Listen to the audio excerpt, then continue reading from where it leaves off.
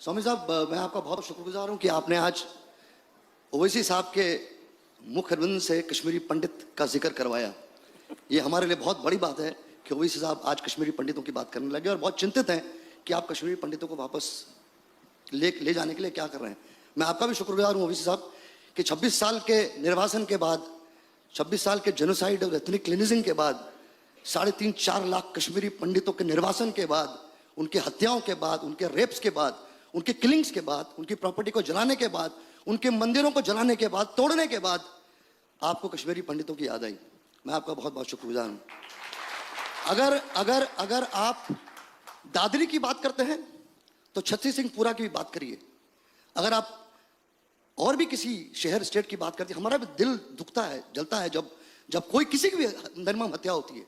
लेकिन तकलीफ तब होती है कि जब 3.5-4 लाख सबसे बड़ा जेनोसाइड इस हिंदुस्तान में अगर हुआ है तो कश्मीरी पंडितों का हुआ है।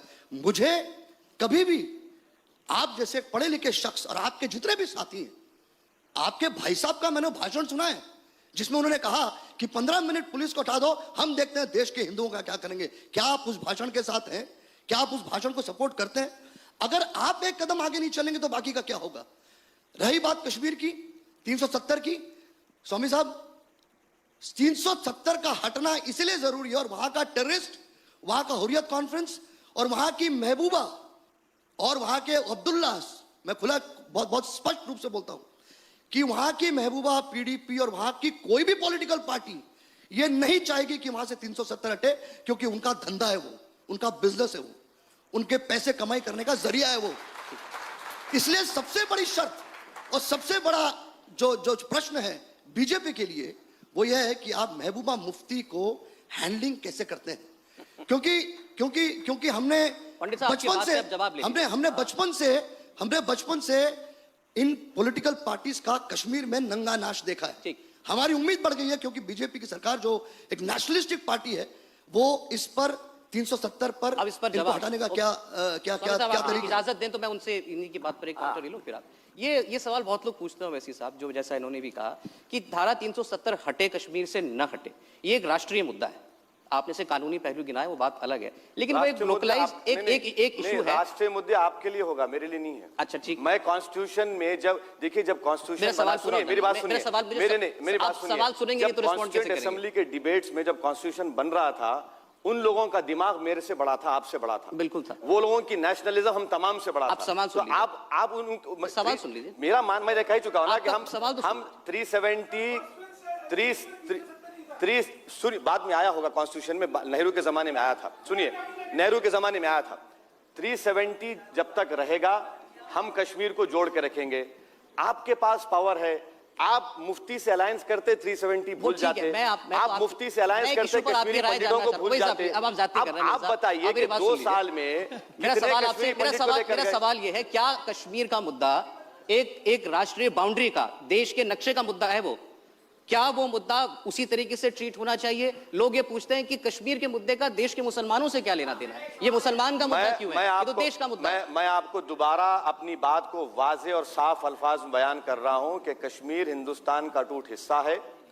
जहां पर हम कश्मीर को अटूट हिस्सा मानते हैं वहां पर कश्मीरियों से भी मोहब्बत करिए। कश्मीर के पंडित मारे गए, वैसे ही कश्मीर में 5-6 लाख से ज्यादा नौजवान लापता भी हैं। और आज के हालात में एक टेररिस्ट मरता है तो 40-50 हजार लोग उसके नमाज जनाजा में जाते हैं। क्या गवर्नेंस कर रही बीजेपी वहां पर? क्या गवर्नेंस कर रही बीजेपी वहां पर? एक टेररिस्ट मारा था, 50 हजार लोग जाते हैं। मुफ्ती साहब के जनाजे में कितने लोग थे और उसके बगल में एक टेररिस्ट का मारा जाना, वहां पर उससे बढ़ के लोग थे। गवर्नेंस कौन कर रहा है? हुकूमत आप कर रहे हैं, मैं नहीं कर रहा हूं। स्वामी जी, जो लोग आज सवाल कर रहे हैं पंडितों की, भाई आपने वोट दिया ना बीजेपी को, तो कैसे बीजेपी हुकूमत कर रही वहां पर? फिर बताइए, आज आप एक्सपोज हो गए वहां पर। स्वामी जी, अब 2 बातें मैं कहूँगा। पहले ये जो अभी का आखिर में बोलूँगा। पहले तो जो यूनिफॉर्म सिविल कोड के लिए इन्होंने कहा कि इस देश को एक रखना है तो उसको नहीं हटाना है। और मैं जब लॉ मिनिस्टर था तो मुझे शहाबुद्दीन ने कहा कि ये हमारी शरिया के विरुद्ध में जाएगा, इसके लिए हम लड़ेंगे।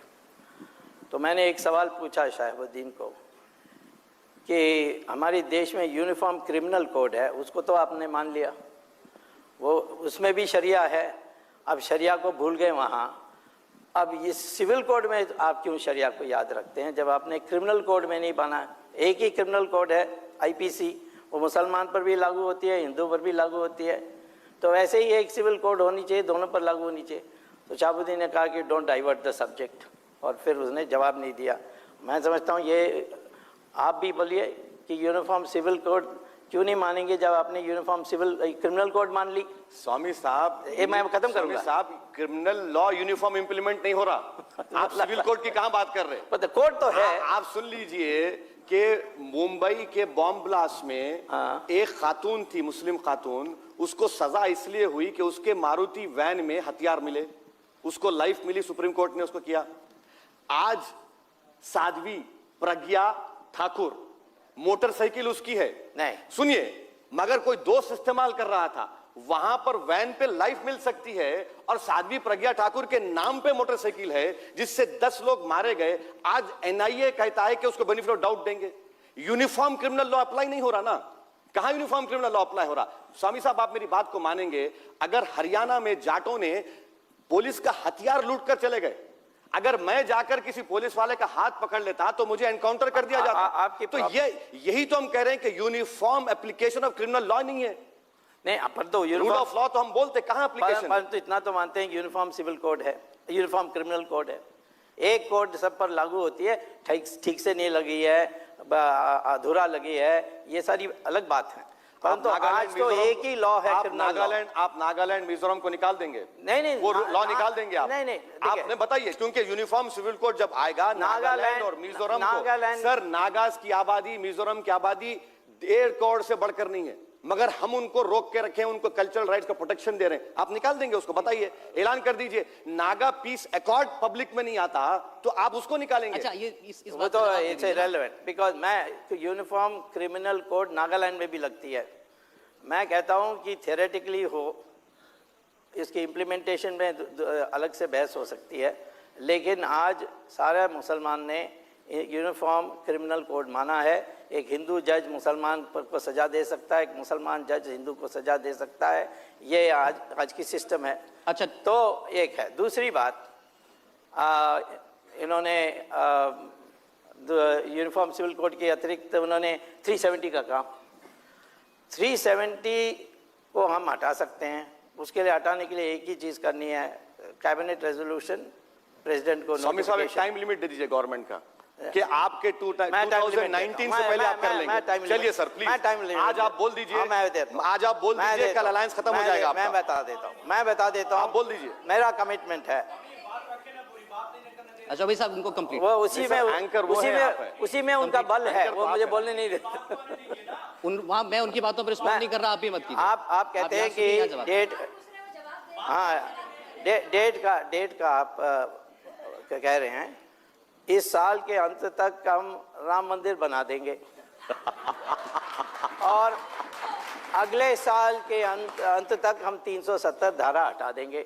हमें 5 साल मिला है, 2 ही साल गया है। अब जैसे हनुमान को शक्ति पहचान देनी होती है, वैसे आज हमारी सरकार को भी हमने शक्ति पहचान दी है और इस बाकी 3 साल में सब चीज को आप अपने आप इस चर्चा को वहां ले आए जहां मैं लाता। मैं इसी पे आ रहा हूं। इन्होंने ये भी कहा है कि 31 दिसंबर 2016 को आप हम दोनों को बुला लीजिए, और हम देख लेंगे कहाँ राम मंदिर।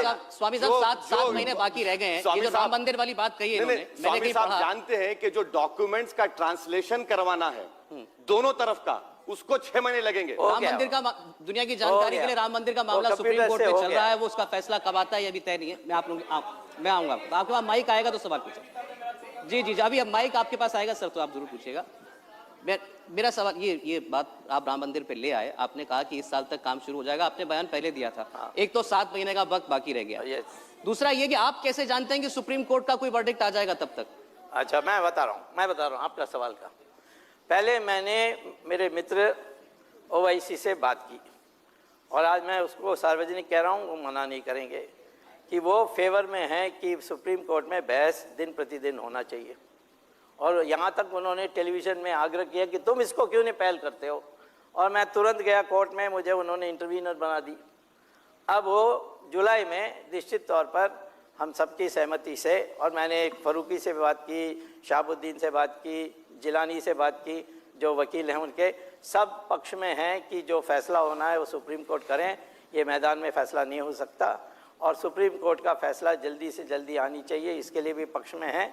और इसीलिए डे टू डे हियरिंग जुलाई में हम सुप्रीम कोर्ट में पास करा देंगे और उसके बाद इस पर बहस सिर्फ 1 महीने से ज़्यादा लगेगी नहीं, क्योंकि मस्जिद को सऊदी अरेबिया में, कतार में, टर्की में, पाकिस्तान में उसको प्रार्थना स्थल मानते हैं, उसको एक जगह से हटा के दूसरी जगह में बना सकते हैं। हम उनको जगह दे देंगे बाबरी मस्जिद सरयू नदी के उस पार बनाने के लिए और यहाँ राम मंदिर बनेगा। मान लेंगे आप जैसे लोग और देश के मुसलमान। स्वामी साहब का बस चलेगा तो वो रघुराम राजन को भी अमेरिका भिजा देंगे। तो वो बोलते अच्छा है, होने वाला तो 30 और मुकुल रोहतगी और खुद फाइनेंस मिनिस्टर भी बन जाएंगे वो। तो देखिए बाबरी मस्जिद के डॉक्यूमेंट्स का ट्रांसलेशन को 6 महीने लगेंगे। मेरी दोबारा स्वामी साहब से रिक्वेस्ट है कि prime minister of India attorney general को बोलकर कोर्ट के सामने जाकर कहे, आप और हम नहीं है, अग्री, गवर्नमेंट ऑफ इंडिया जाकर बोले कि डे टू डे हियरिंग कराइए। नया अटॉर्नी जनरल जाकर कोर्ट को कहे, ये गवर्नमेंट कैबिनेट में डिसीजन ले ले इन प्रिंसिपल के will have day to day hearing, करिए। लीजिए अटॉर्नी जनरल को, जिसको पसंद नहीं करते ये, वो भी 6 महीने में जा रहे हैं, उससे पहले करवा लीजिए। तो आप दलवा दीजिए सुप्रीम कोर्ट में कि भाई हम ये government day to day hearing चाहती है, करवाइए। ये तैयार है। एक सवाल मैं ले लेता हूं।